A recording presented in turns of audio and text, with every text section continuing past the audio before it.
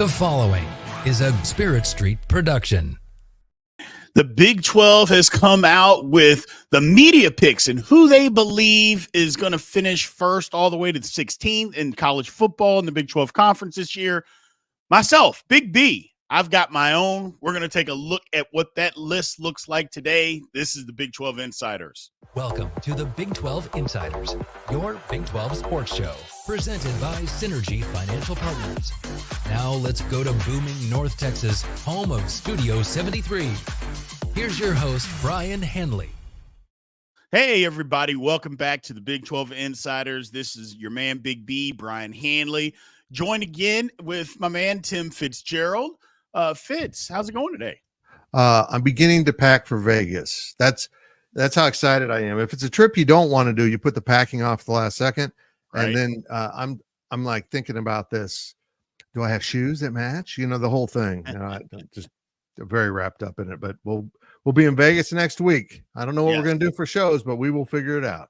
Absolutely. We'll figure it out. Can't wait to get there. Can't wait to meet everybody, people we've had on the show. Just really excited about the whole thing, to be honest with you. It's my very first time being a part of a media day. So I don't really consider myself a media member per se, but maybe I am. I don't know. I know it's going to be fun. So I can't wait to get out there and meet everybody. I appreciate that the Big 12 has expanded their definition of media to content creators on YouTube and podcasts. And I used to, as a true journalist, trained journalist, I should say, I was opposed to that. And then I realized I'm the exact same person that was opposed to a fan magazine getting credentialed, which is what I started off as and then became a website. And to the end of the time, Texas was still pushing back on it because they wanted to be in the 20th century, I guess. I'm not sure. But some conferences aren't as welcoming. The Big 12 has said any and all that have legitimate shows can come. Right. That's pretty cool. Absolutely, it is. So the hats off to the Big 12 there. But they did come out with, or I should say the media has come out, Fitz, with the media picks for the Big 12 conference. We're going to go over that today. And basically, I've got my own list. This is Big B's list of the order of the finish for the Big 12 conference in football this season. So you made picks. That's right. And for about the 28th straight year, I forgot to make picks. So I'm on this consistent thing now. I'm like, honestly, I used to not vote because I was so focused on Kansas State. I didn't feel it was right for me to vote. I guess I took a kind of a silly stand there that I think if you're just completely invested in covering one team, do you really know the whole conference and are able to rank it? Well, no one else was observing that. So I've voted in some things, but I never remember to get my Big 12 football poll in. And now I'm perfectly comfortable with it, particularly since we're doing this show. I'll be honest. I'm just much more up to speed on everyone else in the conference. Yeah. It helped me. This whole thing has helped me a lot. Although I was up to speed on a lot of teams, not everybody, but this absolutely helped me get up to speed on everybody. Yeah. So really did a deep dive and got to know and it's helped me a lot. And that was fun voting for it, I'll be honest, and putting this whole thing together. So let's take a look. Where's that media poll, Fitz? Let's pull that one out first. Here we go. And this is what the media came up with. Utah, Kansas State, Oklahoma State, KU, Arizona, the top 5. And you see the list there. I think it's pretty consistent with what a lot of people think is going on with the conference. Up and down, whether you have K-State or Utah. The one team that I find very fascinating on here, Fitz, is Oklahoma State. Media members in the Big 12 are giving them the respect. It's the media members outside the Big 12 that you see that they're coming up with these Big 12 lists that are not giving Oklahoma State the respect. I think it's good. I've seen Oklahoma State, as low as 9 on some media's list. I'm like, how is that possible? It's almost like they didn't watch football last year. Yeah, and let's be honest here. All these ballots were turned in prior to the arrest of Ollie Gordon. True. So that doesn't reflect that, and I think he'll probably be able to play unless there's a lot more to this. But I find this list interesting, Big B, because you see the first 5, all of them receive first place votes. Right. So there were 5 voters out there that put Kansas 1 and 3 that put Arizona 1. And if you look at it, it's 61 voters. That's all that voted. If I'm doing my math on the fly right.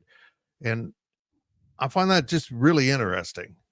Yeah, Yep. I think when Texas was in this, the numbers were higher than that, if I recall, because there were so many Texas voters. Right. I should have been 62, but I was grossly negligent in my duties. But then I noticed also the middle 5 there. Would you be surprised if any of those teams are in the Big 12 championship game? Absolutely not. Nope. Absolutely not. Nope. It's going to be that kind of conference. Yep. And then the final 6, as I've mentioned before, that final 6 is pretty steady through the conference, Big B.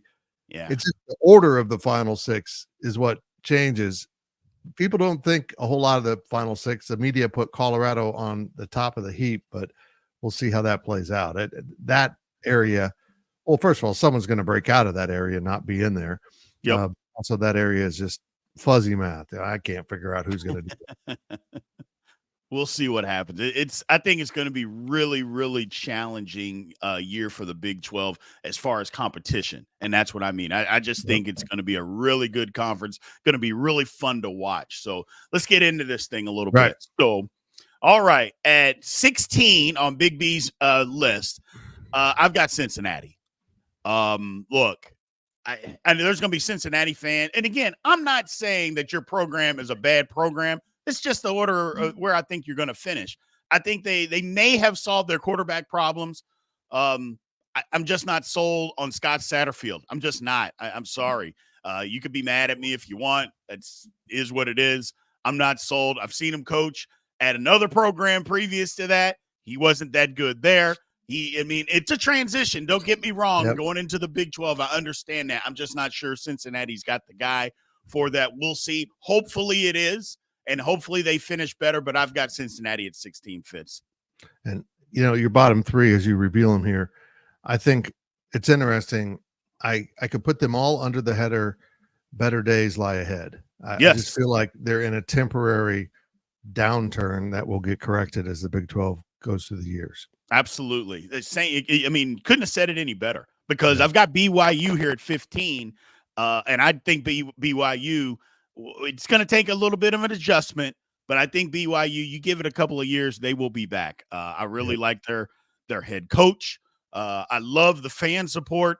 I just love everything about it. And more people are going to start showing up and going to BYU as they are now in the Big 12 conference. That's the whole thing about getting into the Big 12 is that, hey, you weren't in a conference. You were in the Mountain West. Now you're in the Big 12. And that's big boy football. And you know what? Maybe I didn't want to go to BYU before because they weren't in a conference or they were in the Mountain West. Well, now they are. And now I can go and play big-time football basically all over the country. I think BYU's got better days coming. I agree with you. Number 14 is Houston. I think I've said all I can possibly say about Willie Fritz on how I think he's going to get that program turned around. But this is year one, and I think they're going to struggle in year one. It's not for the lack of detail or attention to detail or the lack of effort. I'm just not sure they have the players at this particular moment. But you give them a few years, I think Houston's got something because Willie Fritz, he's successful everywhere he goes. He's going to get that thing turned around. And you know what? I felt like when I saw Houston last year, there were some dudes. Not enough dudes.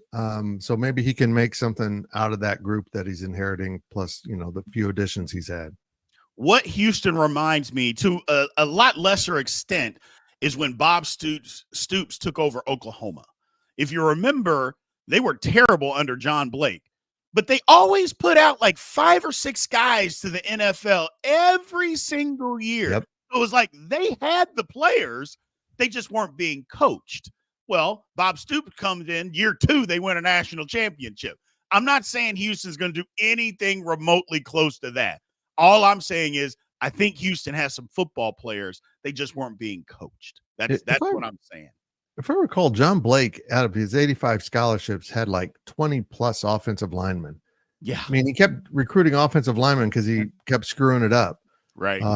And I think the Stoopses came in and quickly solved that and moved some guys along and brought in recruits and found a guy named Josh Heupel who worked out just fine for them. Unbelievable.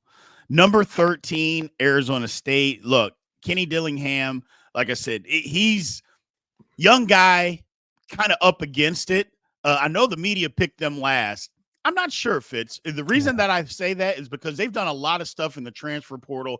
I believe they're going to have a better season than what a lot of people believe that they're going to have. I just think they are. They're going to surprise a team or two. They weren't that far away last year. Now, they didn't win a ton of games, but they didn't get blown out by everybody either. Different conference. I understand that. Physicality is going to be a lot different. I think they just have something going on here at Arizona State, and I think he is actually just on the cusp. But they got to care. The fans got to care. That's one thing. But if they do, I think they may be onto something. I think they're going to have a little bit better year this year, Fitz. Yeah, there's something about him I like, and I'll be honest here. They're probably the program that I'm least familiar with that's coming in, just because the program's kind of been in neutral, and they didn't do that great last year. They struggled at quarterback, but I still think there's something about this guy, and maybe I'll change my mind after I see him in person, that I think he's going to get it done. I don't know, but someone has to be bad in this conference. Right. That's the thing we're talking about. Oh, they'll get better. That means someone's going to get worse. Someone has to finish first, and someone has to finish last. Right. And it's a dog-eat-dog conference, and we'll see if Arizona State can get up off the mat. And they can get better. Don't get me wrong. Teams we think can be better, but that doesn't mean they're going to be good this year. Right. So, number 12, I've got Baylor. Dave Aranda, we've covered it. Last week when we talked about the coaches and we ranked the coaches. Dave Aranda, I think, is on his last leg. I mean, nobody ever wants to see anybody get fired, so nobody's rooting for that. I just have a feeling it's coming, because I have a feeling that even at 6-6, I don't think they're going to stand for that. I really don't, Fitz. I think they believe that they're better than that. They've been better than that. And you've taken the program from where it was to where it is now. We got to make a change. But I don't see Baylor finishing any higher than 12. I don't. I'm with you. I'm with you. I feel for the Baylor fans. This started off with such promise and has collapsed. If they don't have a radical turnaround, honestly, if they don't pull a West Virginia, he's going to be gone. And that's a good job. So they'll get someone good in there. Dave Aranda was a great hire from LSU. Mm-hmm. So they'll get someone good down there. And but I think this will be the end of the line for Baylor. I think Baylor will be in one of these lower rungs for a few years as they try to get rebuilt. Correct. Absolutely. Next one before we take our first break, UCF. Now, this one people are going to give me grief about. They're going to say UCF is going to finish a lot higher. I want to see it on the field. I saw a team that didn't know how to tackle football players last year. That's all I saw. Yeah, I know we can talk about the quarterback. He got hurt, and I understand that, and that's fine. But they were still able to move the football a little bit, with their backup quarterback. But they couldn't tackle all year. So did that change? I don't know. I'm going to have to see that to believe it, because in this conference, you can be as good as you want on offense. But if you can't tackle, teams are just going to line up and run the ball right at you and even if you have the best offense in the conference, they'll just keep it away from you and just continuously pound you into submission. Hopefully they have fixed that problem. I'm not sure they have. I've got them at 11. Yeah, it's interesting. I just mentioned the bottom 6 that are pretty consistent, and your number 11 isn't the same. It's someone outside of that group of 6 that's commonly discussed as a bottom feeder in the conference. I would have them higher, but I certainly address your problems, your issues here. When I saw them in Manhattan, it was pathetic. They simply did not want to engage the ball carrier head on. Maybe that was DJ Giddens, or maybe that was they just don't know how to tackle, but it was not a good review of football techniques on that day. No. And it was more than just the K-State game. It was all year. They just had a tackling problem. So hopefully that has been fixed. But again, I can be proven wrong. Maybe they do, maybe they don't. We'll see. We'll take a quick break here. On the other side of this, we'll reveal the next 6 of Big B's picks on where they are going to finish in the Big 12 conference this season. We'll be right back from a word from our sponsor, Synergy Financial Partners. We'll be right back after these messages from our sponsors. At Synergy Financial Partners, The vision is to build the world's largest consumer financial education and empowerment company. Synergy doesn't just offer you a financial plan. At Synergy, the goal is to help you find your best financial future. Learn more at synergyfinancial.com. Welcome back to the show. Let's return to Studio 73. All right, welcome back to the Big 12 Insiders. Again, this is Brien Hanley, Big B here with Tim Fitzgerald. So we're revealing our Big 12, or actually my picks for the Big 12 and where they're going to finish this year in football. We did the first six, or the bottom six, in a previous segment. Now we're going to reveal the next six. First things first, let's pull up the media again. I'll pull it up here, Fitz, for us. This is what the media had picked and what their polls were, or where they thought they were going to finish. So bottom six. Mine was a little bit different, those first six. I have UCF in there at 11. So just a little bit different, but we'll see what happens. Okay. We'll see what happens. So let's move on here. So at number 10, I've got Colorado. A lot of people got Colorado. As we just saw, the media had Colorado at 11. I'm going to give them the benefit of the doubt. I'm going to give them the benefit of the doubt. There's a lot of people that think they're going to finish in the bottom half of this. Look, they've made a lot of changes. And I know some people are going to say, well, come on, Big B, what are you talking about? You're holding it against UCF based on what they did last year, and they couldn't tackle. And now you're saying, well, the difference is UCF didn't basically change their entire roster, where Colorado did, again, for the second time. So I'm giving them the benefit of the doubt that some things are going to change on defense. Now, whether they do or not, I don't know. They got a new defensive coordinator. They got a new offensive coordinator. So maybe things are going to change. I'm just going to give them the benefit of the doubt that maybe that they're going to just jump up and beat a couple of teams that they're not supposed to. That's what I'm going to say that Colorado. If those guys are as good as what we think fits, the Travis Hunters and the Shedeur Sanders, they should be good enough to go beat a team or two that they're not supposed to and finish a little bit higher than what people are predicting. If they can keep that offensive talent healthy, the offensive line can just block better. I mean, that's a low bar. And the defense could be more sound and, not give up big plays. Right. They'll be competitive. Those right. dudes on offense are big time. Yes. So we'll see. We'll see how they pan out. I kind of agree with the media poll here, but also the only thing that really surprised me about this poll was that someone didn't vote Colorado won. I really thought there'd be one person in the media in Colorado that's just so bought in that they're like, I'm putting Colorado. It happens almost every year. Someone will put a 1 next to someone that just, they want to be the guy that got it right. Right. And they usually almost always got it really wrong. But I was surprised someone didn't take a flyer on Colorado. Gotcha. Yeah. Joel Klatt must not have voted. Yeah. No, because he's all in on thinking Colorado can be in the Big 12 championship game. I don't see that, but we'll see. We will see. Number 9, we've got Texas Tech. Look, Texas Tech had quarterback problems last year.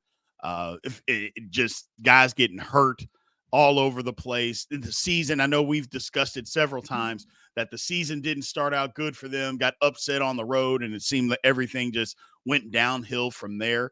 But if they can get it on track early in the season this year, the schedule's not the easiest, but I don't think there is that many schedules in the Big 12 that are. There's a few that are. We'll talk about those. But from what I see, they're a middle-of-the-road team. They're a middle-of-the-road team. They could finish. This is one where I considered Fitz putting them at 6 or at 11. Just wasn't sure where Texas Tech's going to be, but I think right here at 9 is probably a good fit for them for now. And if they keep Baron Morton healthy, he has a full year. They rave about him down there, and maybe we'll see what it looks like. I kind of agree with your pick because this middle of the conference is such a mess. It's for me, it's everyone below 2. Between 2 and 10 is just throw darts at a wall. You just can't figure it out. I think Texas Tech could be good, but I got burned last year pretty hard by picking them to play the championship game. So I'm going to stay away from that for now. It wasn't just you, Fitz. You're taking the brunt for all this. There was a lot of people out there that were on the Texas Tech bandwagon, but I'll be honest, I think it was for good reason, but You go on the road, and I don't care if everybody's healthy or not or who got hurt. You should have enough to beat Wyoming on the road. And you don't, and the season just snowballed from there. So moving on, number 8, TCU. A lot of people think this is a little low for TCU. I think it's perfect. I think TCU will have a bounce back year. I think they'll be above 500. How many games do they actually win? I don't know. And some people said 9. I don't think TCU gets to 9 wins. I think they'll be a solid team, but it's kind of what you said. You know, anybody in this middle rung of the Big 12, I mean, it's just, okay, do you win here this week? Do you win there this week? Does somebody come on the road? It's a mess, but it's a good mess. And I think TCU is right in the middle of that. I think TCU is the most volatile team in this conference this year in terms of, we won't be surprised that they finish in the top 4 and are competing to go to Arlington. And we won't be surprised if they end up in a double-digit place, 10 or below in this conference.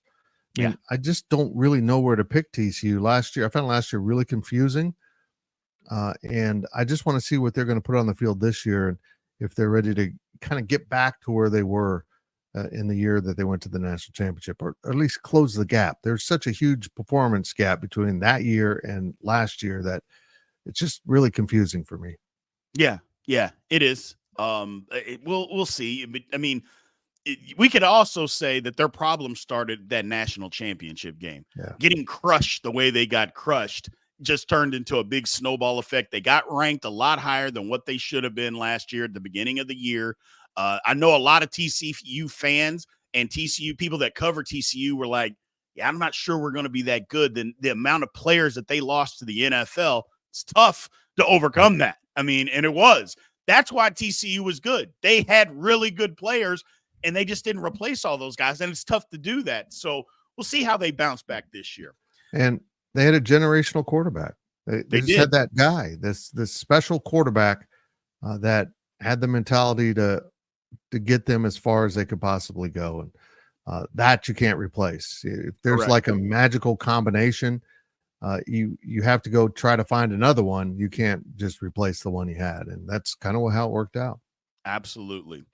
Looking at number 7, I got Arizona. Little low for a lot of people, including the media poll. It's a little low. For me, you know, when you lose a head coach, and you lose a lot of players that go with that head coach, although they did a good job of replacing not only the head coach, and they kept their quarterback. I still got to see it on the field. I'm going to give them the benefit of the doubt because you could have put them lower. A lot of people put them higher. I'm just like, well, let me just see. I think 7 is a good spot for them. Physicality is going to end up coming into play with a lot of these football teams, especially the newcomers.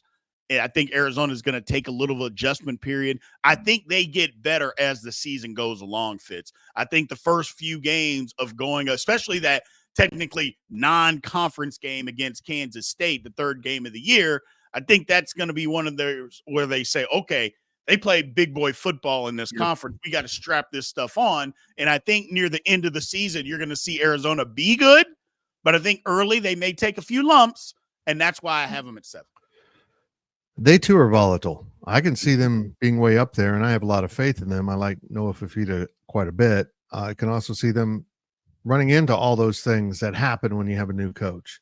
Right. But I also look back at Dave Aranda coming in and picking up the pieces from a coach before him and going to the Big 12 championship and winning. And what if this happens with Arizona? There's talent on that roster. Granted, some of it was bled off via the portal, but I think they could be really good, or they could be just a middle of the pack Big 12 team when it's all said and done. Yeah, I think that's where I'm leaning, you know, is the middle of the pack, but I wouldn't be surprised. I just wouldn't be surprised if they're better, because if they figure this conference out and how it plays a lot sooner than maybe I'm anticipating, then Arizona's got some really good football players, like I said, including the quarterback. They can surprise a lot of people and finish higher. At number 6, West Virginia. The Neil Brown reclamation project that we saw, incredible. And look, West Virginia, I think, kind of gets overlooked as being a school, Fitz, that's got tradition. I mean, West Virginia's got some tradition of being good in football. It just does. Has been for a long time. Went through some down years. Neil Brown got it figured out. I applaud what he did last year in the face of enormous just adversity. When your athletic director gets fired and they basically say, you know what, we'll keep you around because we can't buy you out right now. I mean, that's literally what happened. They just couldn't buy him out. And then he comes around and has the season that he has. Good for him. But I feel like West Virginia, I think that was just the start of something. I think they may be building to be better. 6 sounds about right for West Virginia. Yeah, it does. Maybe a little higher, a little lower. Schedule's a little bit tougher this year, I think. Yes. We'll see how that plays out. But again, if you got a quarterback who's ready to go to war every day, I like you. And I like Green a lot. Yep. And that's the thing. West Virginia did get the benefit of the doubt of a easier schedule last year, so the schedule will be tougher this year. But I think their team is tougher. Sometimes you need an easy schedule. It's like a shooter in basketball. You're missing, you have an off game. What do they say? Go drive to the basket. Let's see something go through the rim to get it back. And maybe that's the same thing with West Virginia. They just needed to see themselves have a good season to get this thing back on track. So last one of this segment at number 5, I got Iowa State. You could make a case that Iowa State could be lower on this list. I don't think so. I think it was the best coaching job that I've seen Matt Campbell do. I know we said that last week. I believe that it was the best coaching job that he did. Didn't have a ton of pros on his football team like he had previously, where let's just call it what it is. They underachieved. Didn't have that last year. Had a ton of controversy going into the season. And for what he was able to do and what they have coming back, I think 5 is a good spot. Don't be surprised if Iowa State leaps up. Just don't be surprised. They got a good football team, Fitz. They're a real good football team. Back to the Warrior quarterback, Rocco Becht. When we sell the players going for each conference team to Vegas, the 2 that jumped out at me was one, if you kind of followed along through the history of this conference, taking a sophomore quarterback who hasn't been the established starter to Big 12 Media Days is notable. And that's what Kansas State's doing with Avery Johnson. On the flip side, Iowa State has a sophomore quarterback who was established as a starter last year. They're not taking him. I thought that was curious. It makes me wonder a little bit what's going on there. I view him from the outside as a great leader, but maybe he's a fireball. Maybe he gets after it a little bit and says some stuff that the program just doesn't want to be said. We'll see. I'm looking forward to getting there and hearing some of the stories of what's going on with Iowa State football, because I think they're going to be pretty good. Yes. And we'll get to that in the third segment. Absolutely. So take a quick break here. Again, word from our sponsor, Synergy Financial Partners. We'll be right back with the last segment and my final 4 teams. We'll be right back after these messages from our sponsors.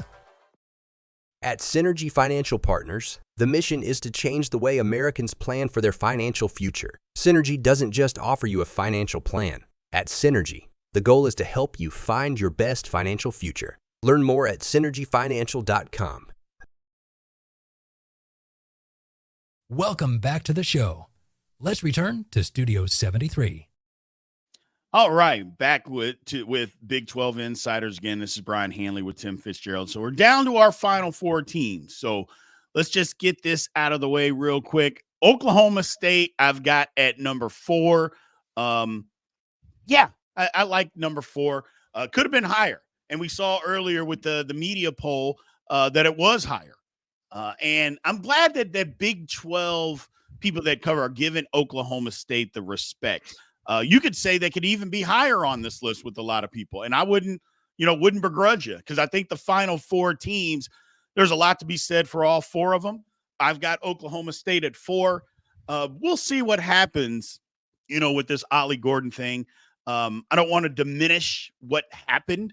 I don't know what kind of trouble. Like I said, let's let the legal process play out. We got a long time before football season anyway. You never know what's going to happen. But he didn't hurt anybody. Thank goodness that didn't happen, because if that happened, that's a totally different conversation. So, but we'll see. Like I said, I like Oklahoma State. Ton of starters back, not getting the respect around the country that I think a lot of people that they deserve. But at 4, I like this spot for them. Yeah. I had a lot of problems figuring out what to do with Oklahoma State.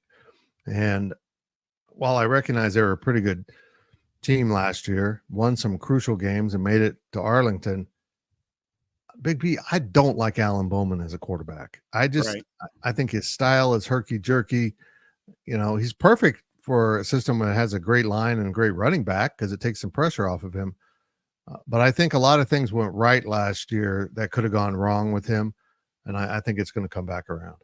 And we'll see. I mean, you're right. I mean, Alan Bowman, I'm not going to say he's one of the better quarterbacks in the Big 12 because he's not. I think he's solid, good for their system and what they are trying to do.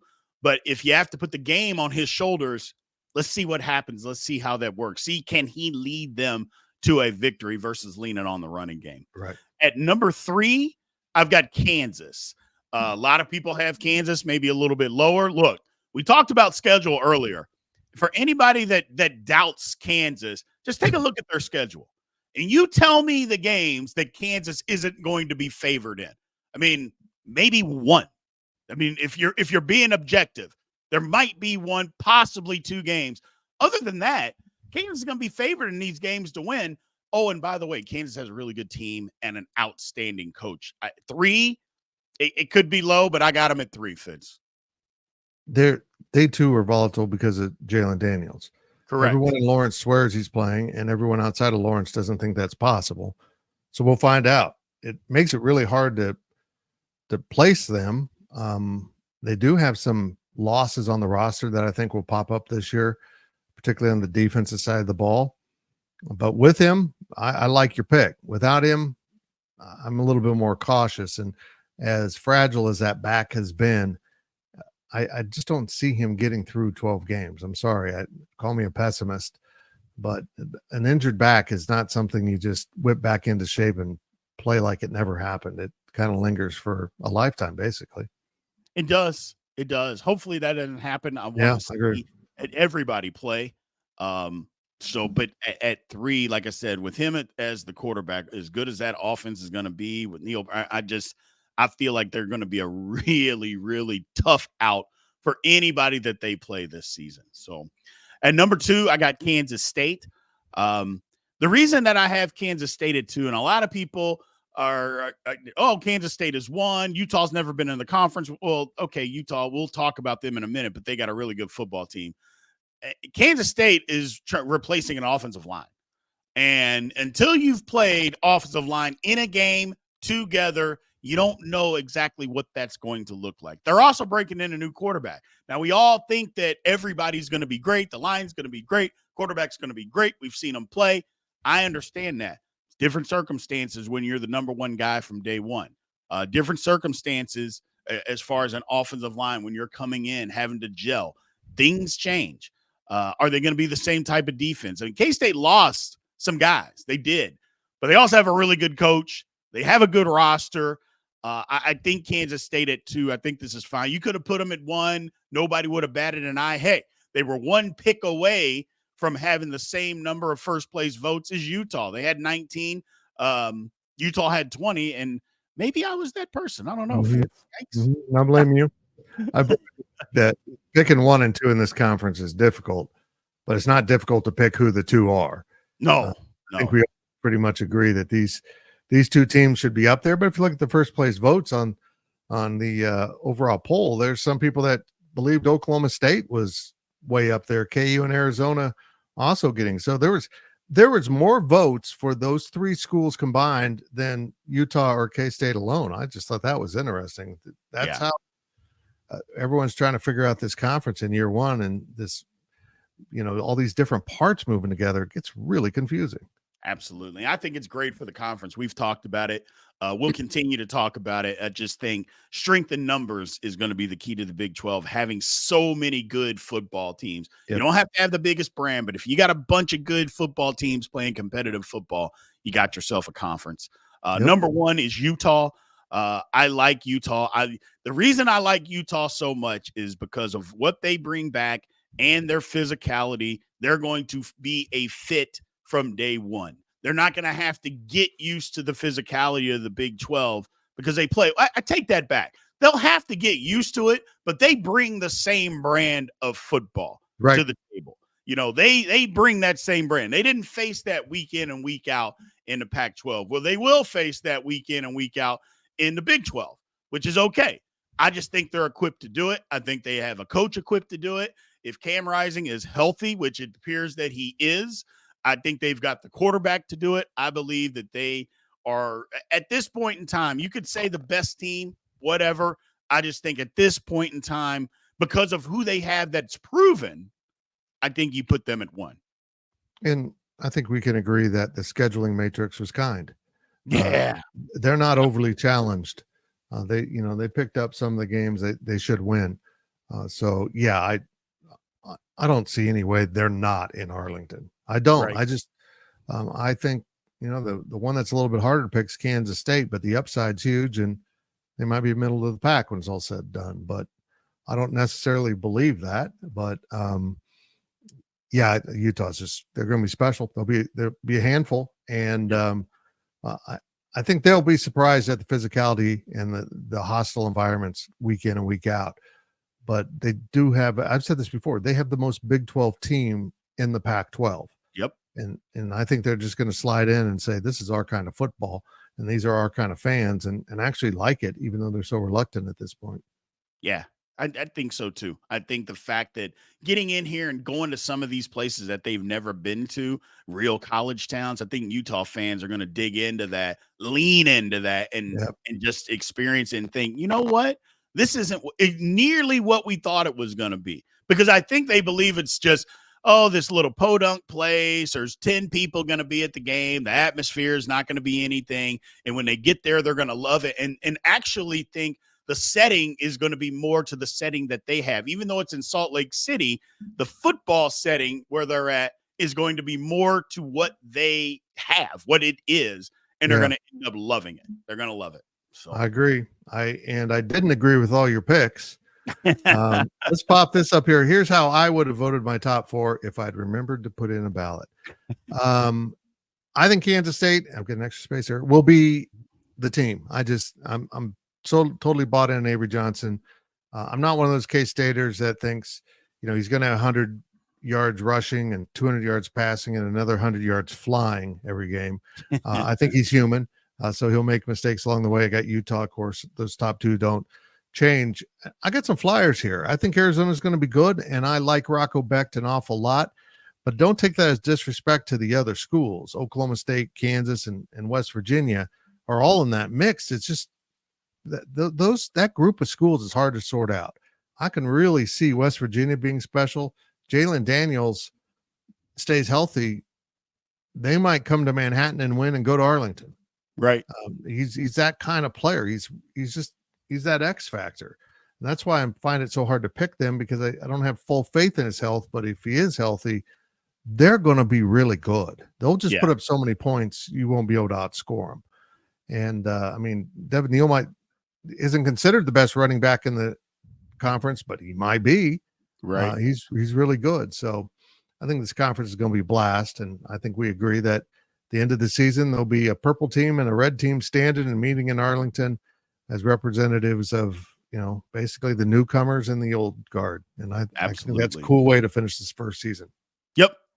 I think it'll be great. I'm excited. Can't wait. Like I mentioned before, can't wait to get out to media day, meet some of the coaches, talk to some of the coaches, talk to some of the players, meet some of the guys that have been on the show. Really looking forward to that. But I think the Big 12 conference, it's going to be fine. It's going to be fine as teams are competing and showing themselves for who they are. I think they're going to be fine. The newcomers are going to come in. They're going to understand what the conference is about. It may be a struggle at the beginning. That's okay. Everything can't just be hunky-dory, to begin with. But once they get used to and get settled in, it'll be good. So, well, that's it for this one. We appreciate everybody being in here. Thank you, guys. Again, remember to always like, follow, and subscribe. We're building our way back up. We appreciate all the support that we've gotten. Remember to make sure you leave those comments in YouTube. So anything else, Fitz, that you have before we end this one today? No, brother. I'm looking forward. We will have a show tomorrow, folks.